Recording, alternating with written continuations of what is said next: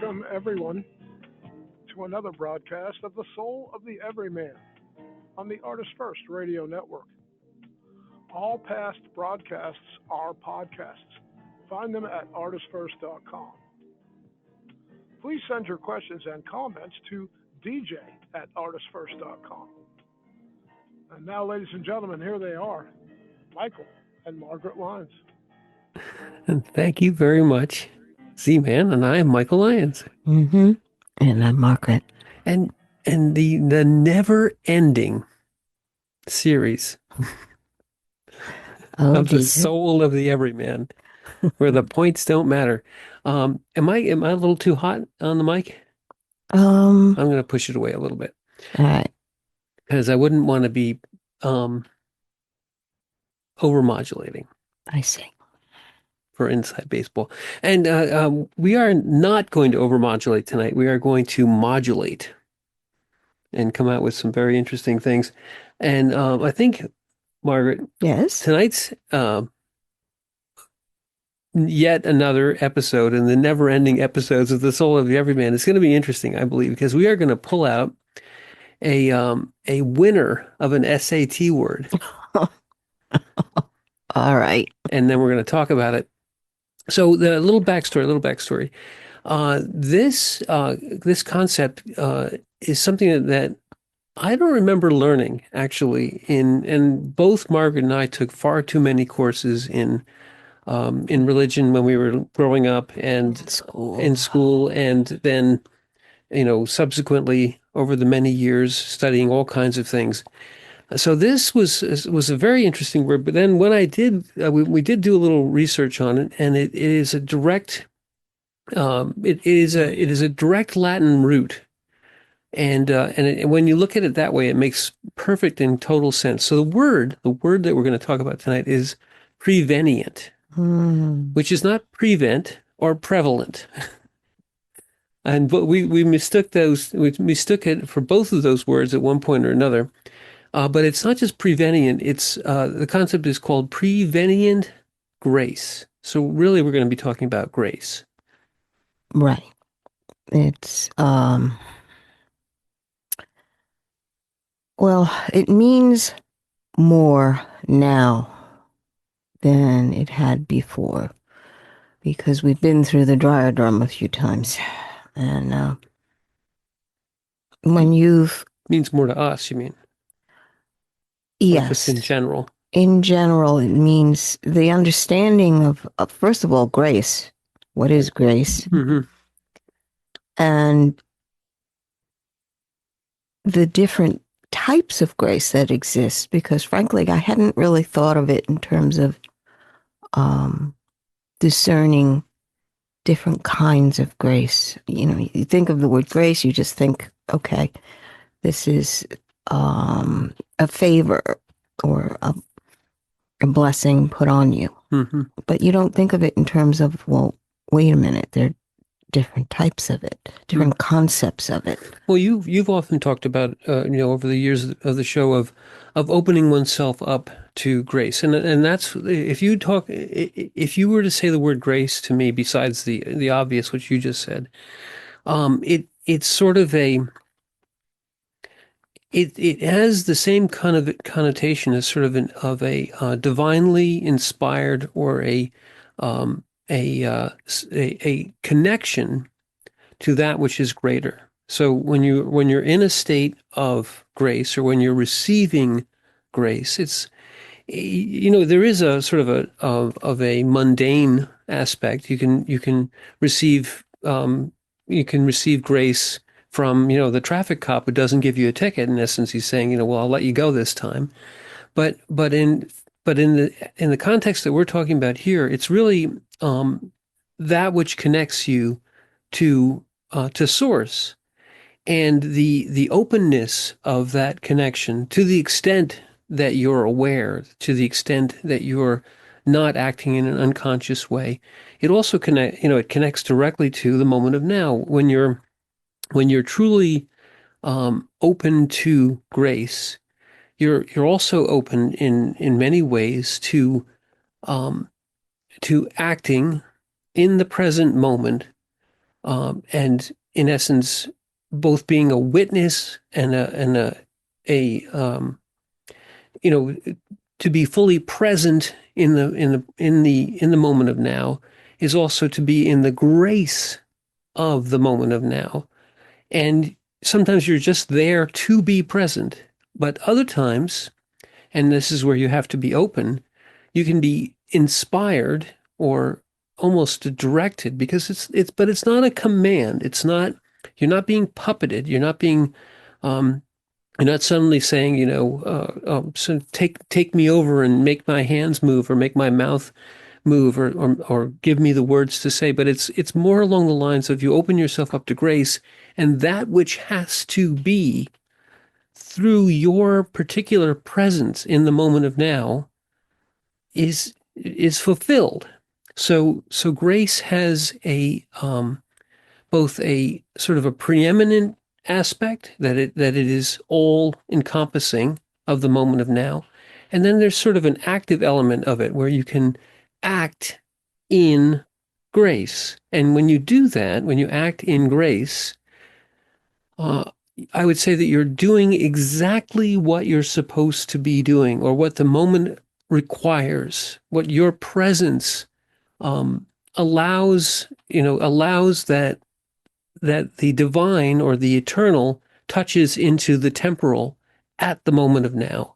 And when you're acting, this is sort of the thing of it, when you're acting in grace, it seems effortless, but yet it is still willful. You have to accept, and you have to agree. You aren't being forced. You're in, what's that wonderful word?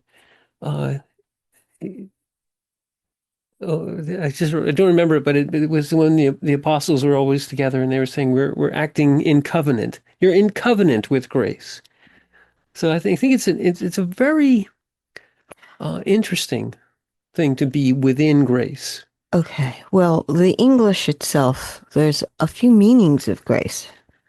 So, um, we're specifically looking at the touch of God's kindness to you, or his approval to you. The other definitions, of course,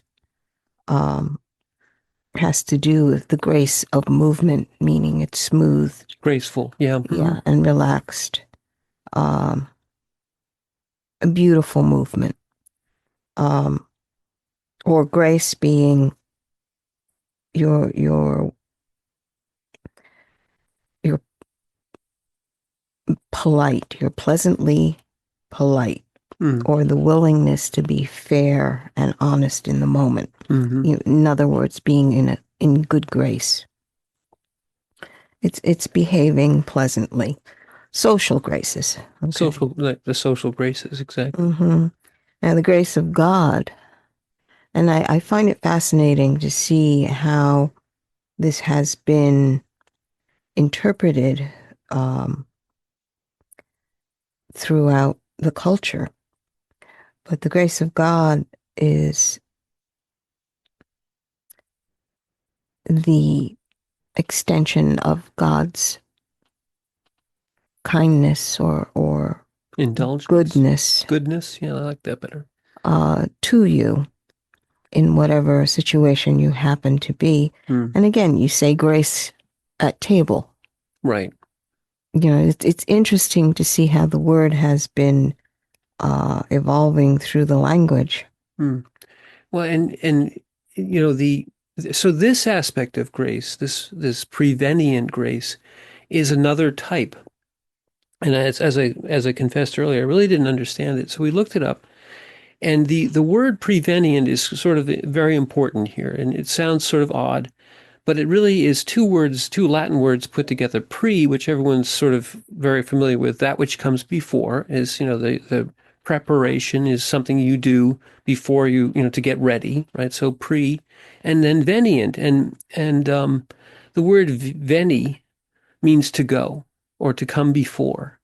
So that which comes before, grace which comes before, is what's happening here. So to come before, or to go before, veni is to go, and pre is before. So to come before. So this grace has some provenance to it. I think you could reasonably characterize this as sort of original grace. And I think what you just said earlier about being the grace of God would also tie in here. This is, if you put it back to origins, this is the primal grace. This is the grace. Oh, go ahead. Well, it's understanding that grace is an extension, or it's a gift that's given to you. It's not earned. So it's a gift it's a free gift of God's love or God's favor unto you, even though you may not deserve it. That's the whole idea of grace. It's not something that is, you can make tally marks and then say, okay, I've earned this much grace.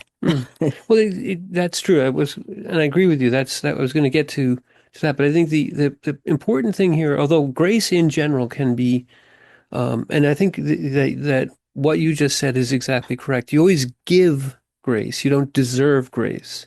You're always given grace as a gift. So we as parents give grace to our children all the time. You indulge them, but you don't indulge them in the sense of allowing them to do whatever they want, but you provide them with the your overarching care, your overarching kindness, your understanding, your grace for what they will do in either ignorance or just, through accident or through any other, any one of their, they're not doing something maliciously, but they may be doing something which, in sort of their limited, in their limited way of understanding seems correct, perhaps. But when you look at it from the point of view of what is going on right now, you have to give them grace. You have to say, well, I know you wanted to do X, Y, or Z, but we have this other overarching sort of universal thing that we're doing. And so you provide them that sort of license to do within this grace that you provide, that you've given to them, that they don't deserve or earn, and you never would expect your child to earn your grace.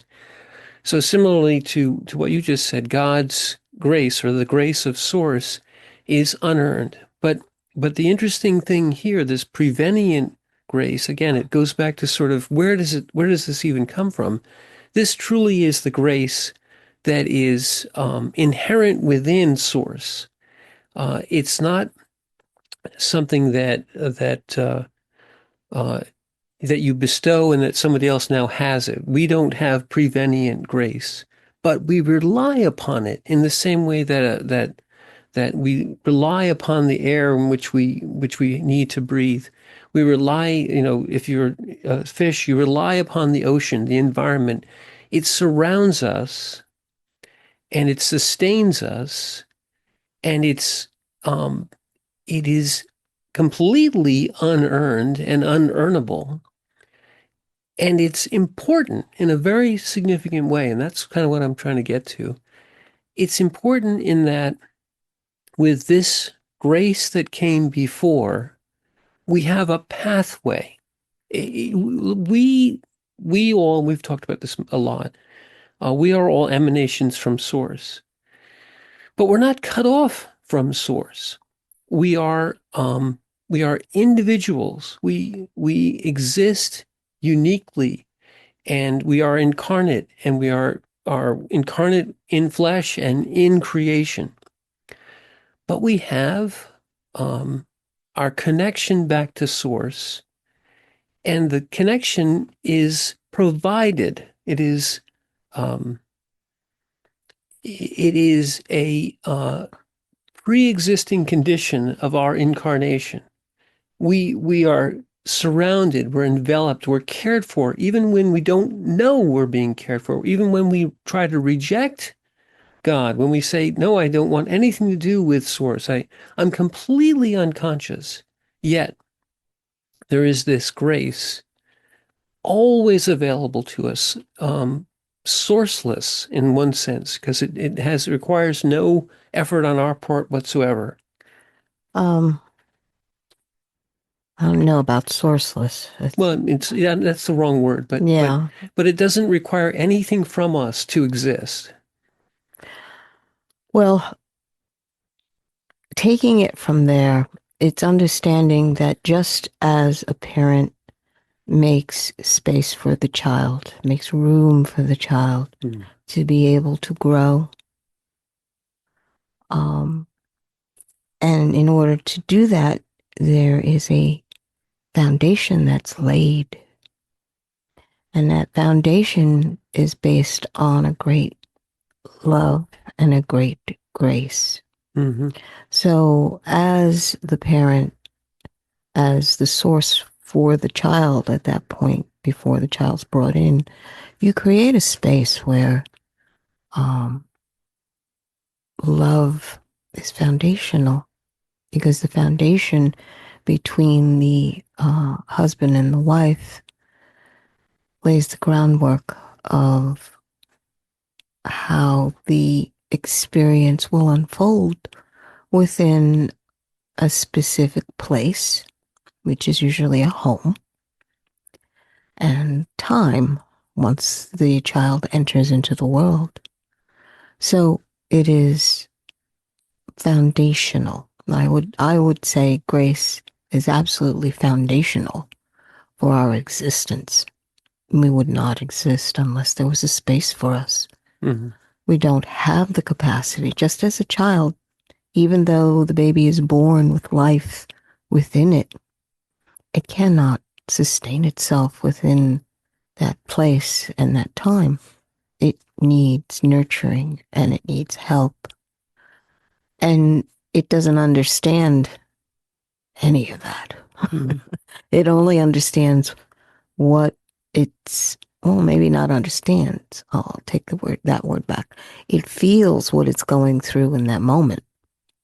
Eventually it will understand what all this input actually means for him or her. And when you understand that the foundation of where you're walking was set down with a lot of grace, Mm-hmm. a lot of love, there is a security there that rises. And you begin to learn what it means to be living here in this body and what these experiences are. But that foundational grace has got to be there that for us to even begin to exist. Mm. And just the analogy between just our human existence and bringing a family into this world and understanding that there is a much greater world that we're participating in. It's a perfect analog. It's an analogy. And I love that, because what you just said is that the grace that exists before each one of us is born into the world is that which is given to us, of course, from Source, but it's also given to us from those who bring us into the world, those who caused us to be born. We all had a mother, we all had a father, and those that that which came before, often tremendous amounts of planning and tremendous amounts of preparation. And you are born into that, knowing none of these things. You sense, you feel that you're loved. You sense and feel that you're nurtured and cared for. But all that went before is unknown. Yet it surrounds you, and you in that space which you're given, which you don't deserve. You didn't come in, renting yourself a home or buying yourself parents. All that comes before is prepared for you. So this is the wonderful analogy. And the other beautiful thing about it is that you can extend the analogy. A child grows up and very properly, it's allowed to assume full responsibility for itself in stages, and then properly separates from the care, the direct care of its parents, and moves into an independent existence. And at some, in some cases, will start to reject or to separate or to turn away from this relationship. Perhaps it grows distant, or it grows distant in time, or distant in emotions, or whatever it may be. And that ability that you grant to your children to do that is proper. You have to give them the ability, as all of us are given, to decide their course. And they can decide that they never want to speak to you again. That's fine. Why? Because the grace that you give them is always there. The wonderful story of the prodigal son occurs to me, because the father in that story has two sons, the good son and the son who is not so good. And the younger son, who rejects his father, runs away, spends all of his money, goes down to rock bottom, and then realizes that even his father's servants have things to eat. Even those who are slaves to his father are treated better than he's being treated. So in humility, he comes back, but he is willing to say that, I only want to be a slave. I don't even want to. And he's welcomed back in as though he had never left, given a ring, given clothing, a great feast is thrown for him. So the other son gets jealous. That's not the point here. The point is that the grace was always there.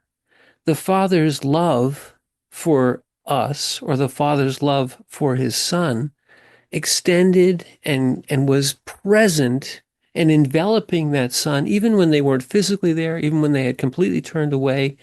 And what allows them to turn back and reconnect? It's that same pre-existing grace. Mm-hmm. Margaret just said it. We wouldn't exist here. We wouldn't have the ability to with our free will, completely reject and turn away from Source, were it not granted to us. Given the grace to be independent. We have been created as equals to Source because we can say no to it. If you don't have this grace, then you are just a puppet. You're not an independent being. You are given the grace of independence. You're given the grace of existence without any need to be controlled. Yet, the path is always there. It's like any addict who's so far down in the depths of their addiction, and they've reached rock bottom, and yet what the whispers of the demonic will say is that you can never be reconnected. You're too far gone. You'll never deserve. You'll never be able to make up for that which you have done, the bad things, all the evil. You'll never deserve to be connected. And the lie of that is contained in this prevenient grace, because it's always there. And you never were able to deserve it. You never were able to earn it. Well, the prevenient grace is what stands against the lie. Exactly. Okay, it's not producing the lie. No, it's standing. I'm sorry. Did I say producing the lie? I meant it belies it. The lie of you're never going to be able to be welcomed back, never be able to be forgiven, is destroyed by prevenient grace. It's understanding that the grace that exists. I mean, in the prodigal son story, he comes to his senses. I always thought that was a very interesting phrase, that the younger son comes to his senses and realizes that, you know what, I should return home because my family, the servants in my family, are provided for. And immediately goes into saying how he's no longer a son. He can talk to his dad, and his dad can hire him as a hand. Right. But as when he gets there, the father is only concerned about his son, his son, and it doesn't matter what you've done. Mm-hmm.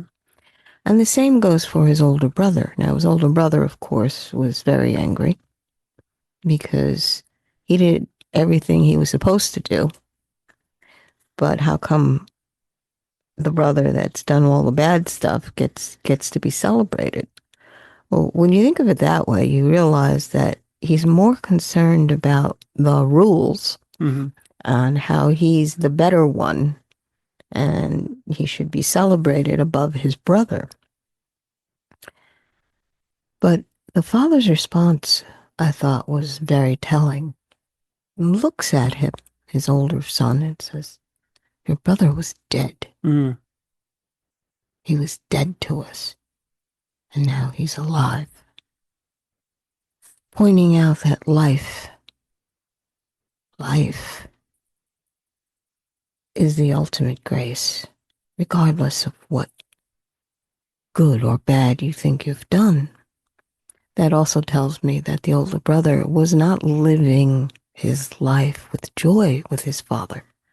There obviously was a communications problem between him and his dad. Mm.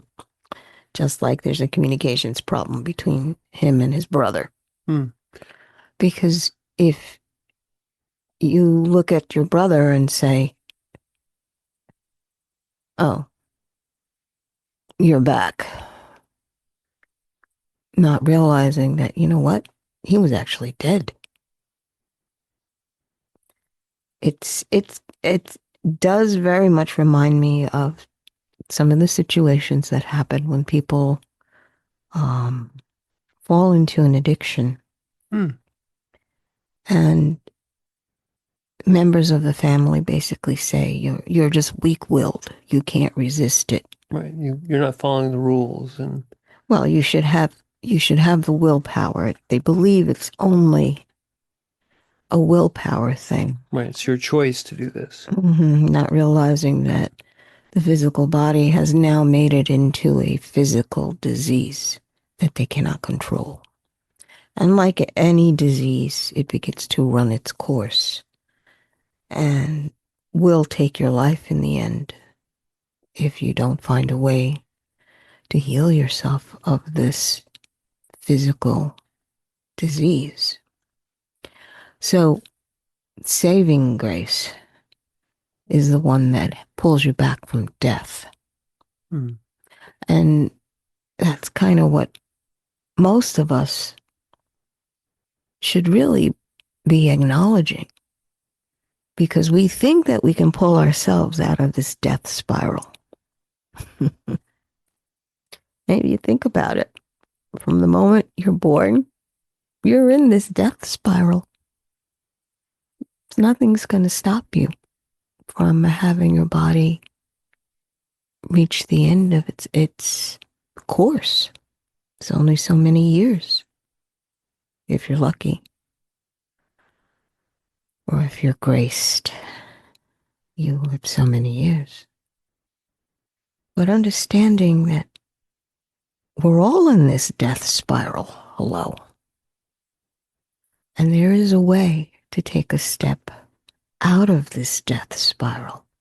And how many times have we heard the phrase, "Oh, it's stepping out of the matrix. I think everything is just a matrix that we're in," or this isn't the real world. This is a pretend world. Everything points to a greater, more vast, real experience. Existence, yeah. Yeah, existence. And this grace, if you tap into the grace that brought life into you in this moment, because frankly, guys, without life in you, without your spirit and soul in your body doesn't function. It just doesn't. So understanding that life itself is grace. And then the ability to realize that you wouldn't be here unless grace was on you, helping you. Extended to you. Mm-hmm. And that's another aspect of grace. It's the sustaining grace. I mean, the interesting thing I wanted to go back because that's perfect. Extending the grace to you that you think you've earned. You know, again, go back to the prodigal son. The older brother is also a beautiful example of people who are following all the rules and think that they are earning their life. You know, that now I deserve because I've followed all the rules. Nothing bad should happen to me. This is the phrase of the older brother. Nothing bad should happen to me. All good things should come to me because I've followed the rules. I deserve my life. I've earned my life. And that statement sounds funny because you say, well, of course you can't. How could you earn your life? And the father sort of gently says to him, everything I have is yours. But this brother, and you just said it, this brother of yours was dead and now has come back to life, and we have to celebrate that. But neither one of you, with the thing that he doesn't say, maybe it's implied, neither one of you deserves your life. Everything I have, and now the Father can be thought of as source. Everything, all creation, has been given to you as a gift. This grace, my grace, everything that brought you in here, your life, Margaret just said, as your life energy was not of your own making. It is an emanation of source. It is a piece or individual, um, an individual. It's not a creation of, in other words, the breathing of life into creation, which is the Adamic creation story, the breathing of grace into that which is inanimate, and it doesn't. Margaret just said it is also. It's why I'm trying to. You had so many things in there, Ma. Sorry. What she said also the breathing of God, the incarnation of Source into flesh, into creation, made in the likeness and image of God. Again, it means that I've made you in my likeness and image, but you're not a puppet. My grace extends into you, surrounds you, but it's completely independent. You have the ability to reject me. It's what happened with Adam and Eve, or the Adamic story is that they say they disobey and they reject, and the consequence is you're exiled into the world, but you're not destroyed. Your life is not taken from you. You have still the grace, and the whole salvation history is the story of that grace and our ability to come back from being the prodigals. I mean, this is where it all kind of ties together, and that's why so the prevenient grace, that which came before, that which is in essence, your life, but is yours, completely uniquely ours. We are not merely the extensions, the fingers, the toes of Source that we are moved whenever Source wishes to move us, like some sort of puppets on strings. No, but that which surrounds us in grace allows us to to all the freedom of will to reject. And whenever we finally realize in the uttermost depths of our despair and when we've reached the final bottom of the rope there, that we can just turn around and head back towards home and say, Father, forgive me, and be welcomed as though we had never left, because we never really did. We never really left. You can turn away. You can do everything to reject your source, your connection, but you cannot ever escape it. It's not a bound. It's not a bond. It's just always there. It's the infusion of grace is irrejectable from the point of view of you can't get rid of it, but you don't need to take it. So the most important thing about prevenient grace is that it is given completely unearned, but you have to accept it in order to connect with it. You have to take the gift. Receive it. Receive the gift. Yes.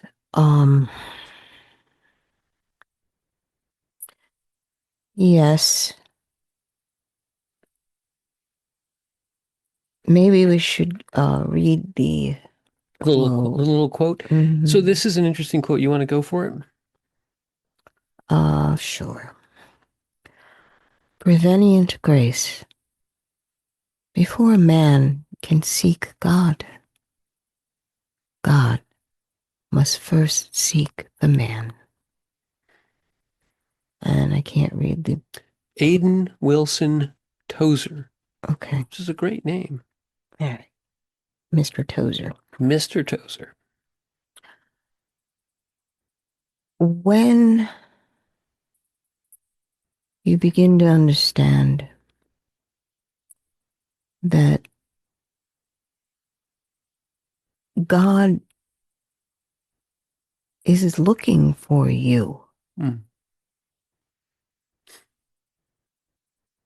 And that seems like an odd concept to most people. What do you mean God's looking for me? Right. I didn't do anything.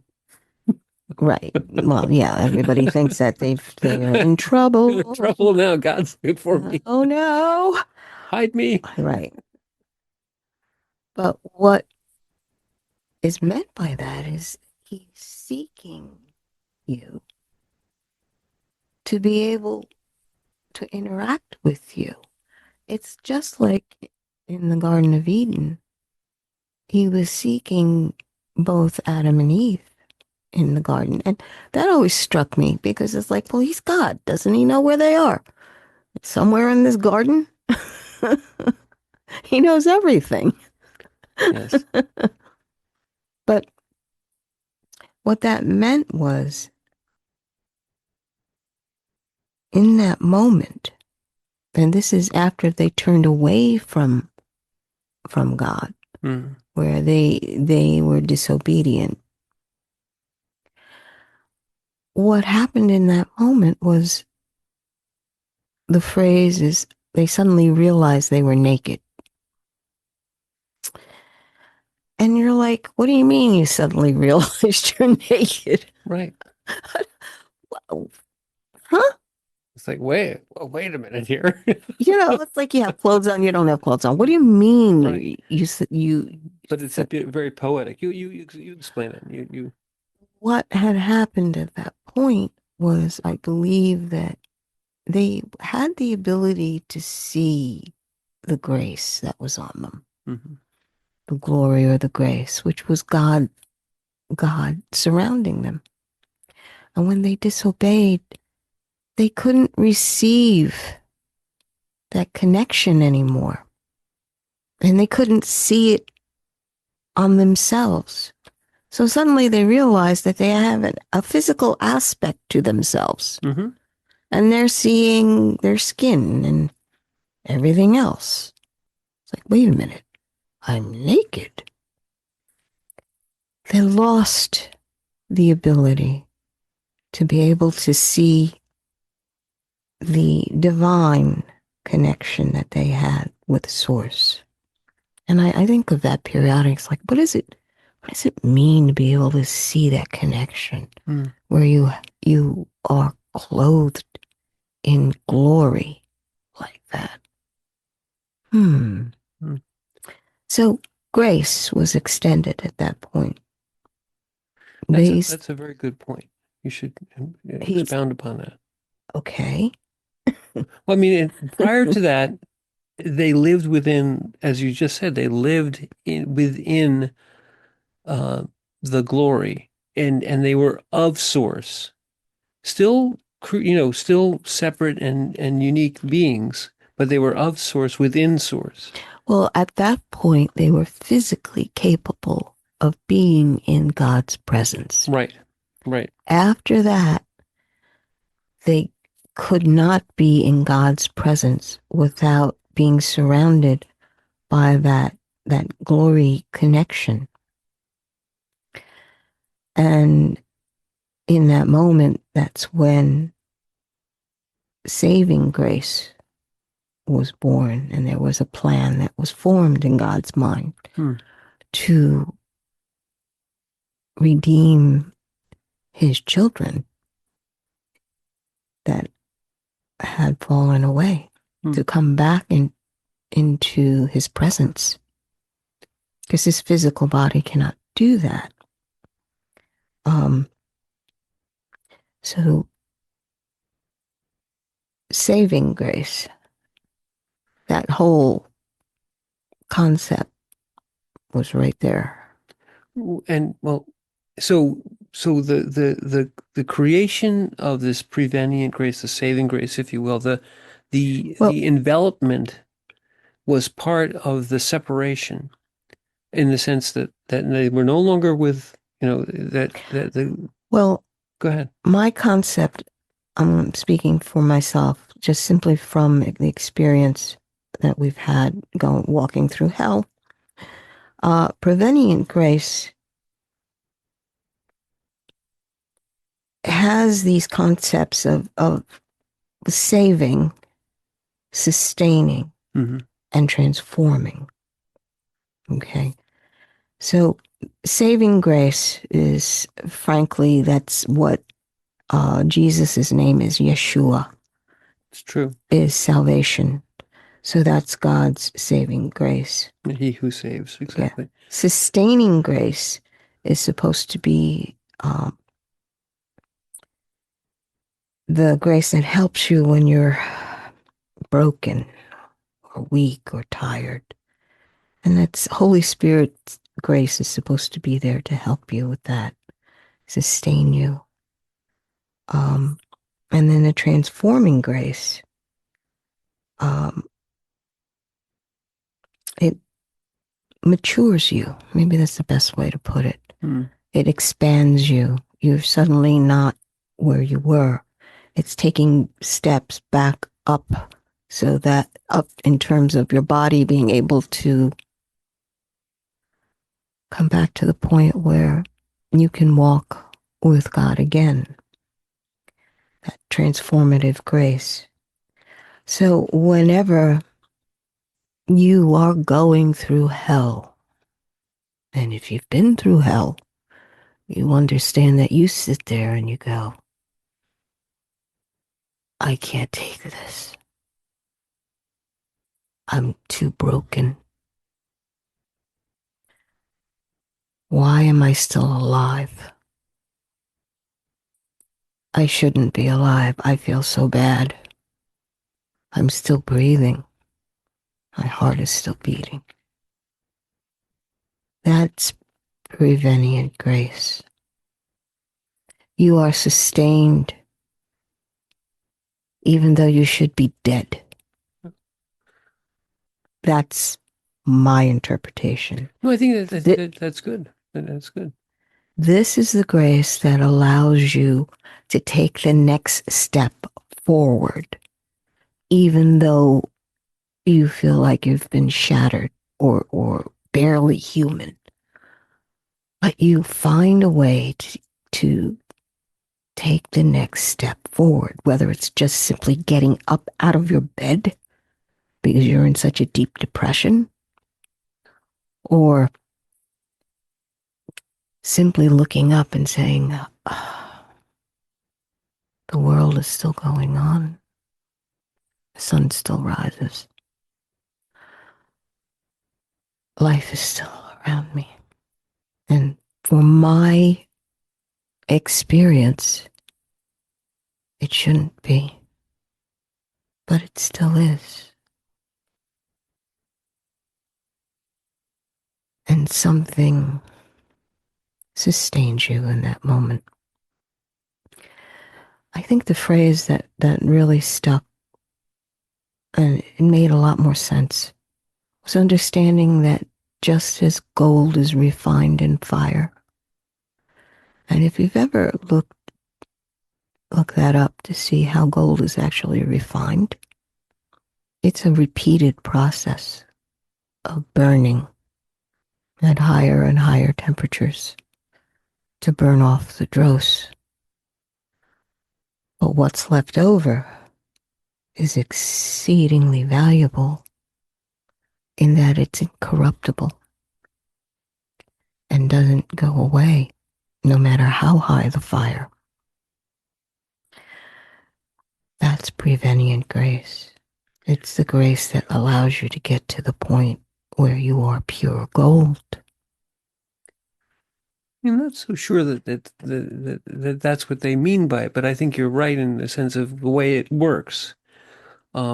Because the point of that, okay, so the refinement that you're talking about, the trial, I think can lead you both to either be away from, you can despair, you can go into the depths, and you can come down to the very end, and you can actually you can literally in this trial completely lose your consciousness and go into this full rejection of your connection.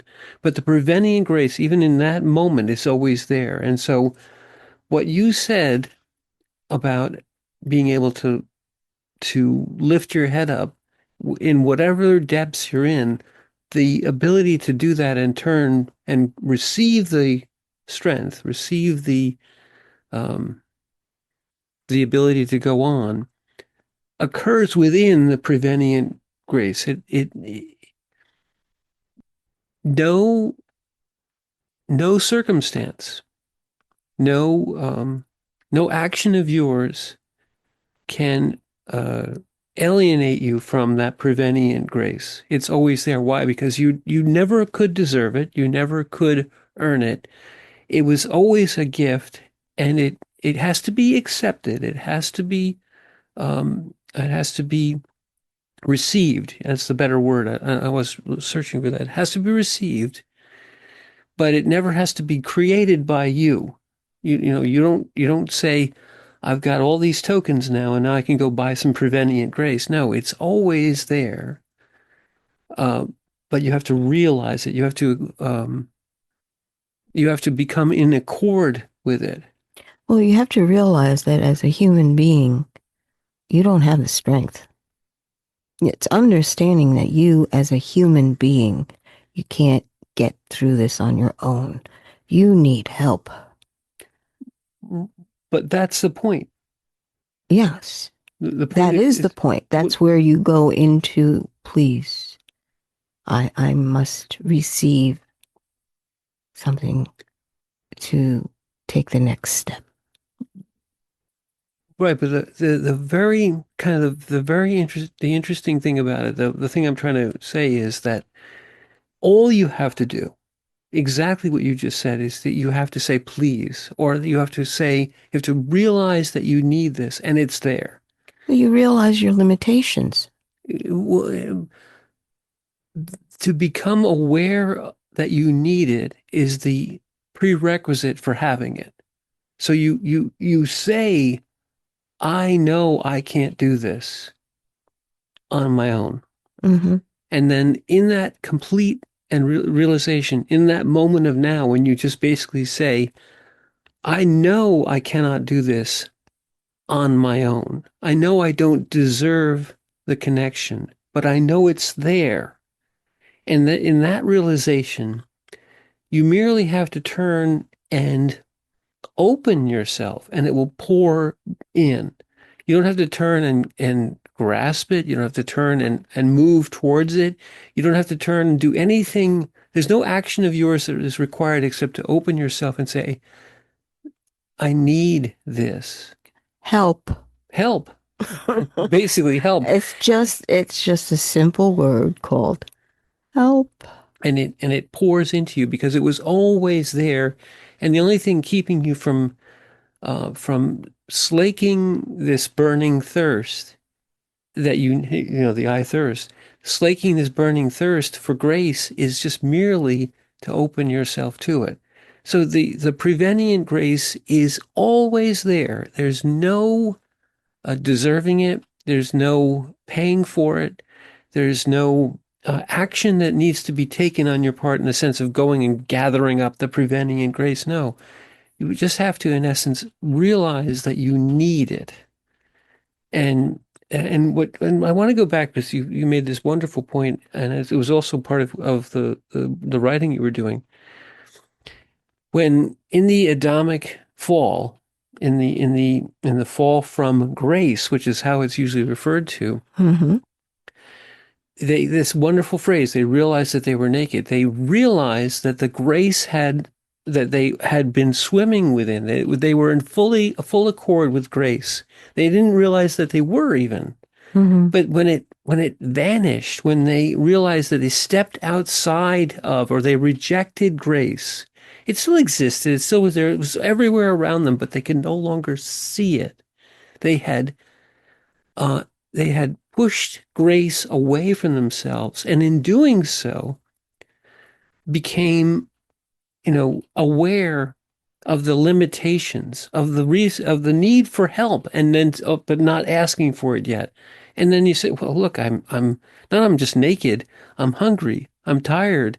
I'm sweaty. I'm all the things of the world suddenly descended upon them. All the realizations of their limitations.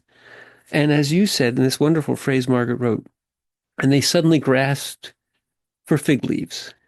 They needed something of the world, of the temporal, of the physical, to try and make up for this rejection of grace. And that's what people do. They grasp at everything physical. I'm going to go get my degree. I'm going to go get all this money. I'm going to get a new car. I'm going to put up makeup. I'm going to get all this insurance. And because why? Because they don't understand that the only true connection back, and once you've reconnected with prevenient grace and turned back, all the other things don't matter anymore. Yes, they may be there or they may not be there, but you don't need the fig leaves anymore.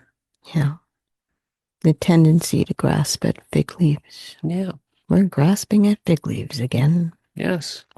And it's understanding that the fig leaf at that point is just you're grabbing at anything that will cover your inadequacies. Right. And you want to show it to somebody else. Well, look at my fig leaf, how nice it is. Well, you're thinking, okay, well, if we both agree that it's okay to look like this, right, then that must be fine. Right. That's also the descent into unconsciousness. Well, it's into the ego. It's the pain of realizing that you've lost something vital, right, special. I kind of look at it in terms of, the phrase "a fish out of water." Yeah. The fish, you take the fish out of the water and it's lying there and it tries to swim and it's just flopping around. But also back to go ahead. Okay. And that sensation of being able to swim around in that grace, that this was part of where you lived. That's my point. Grace was surrounding them, sustaining them, allowing them to breathe and interact. And they were taken out of that environment by their own choice. Right. They jumped out, yes. Just as the prodigal son jumps out, thinking that the things of the world, the fig leaves that he was chasing after, whatever it was that he was going with, all the money and all the, the debauchery and everything else, those are the fig leaves. And when they finally have become exhausted, and you realize that you're gasping for life on a dry beach somewhere, you turn back and say, I'm going to jump back into the water. Well, to understand, it's again that realization is part of the transformational aspect of grace. Mm.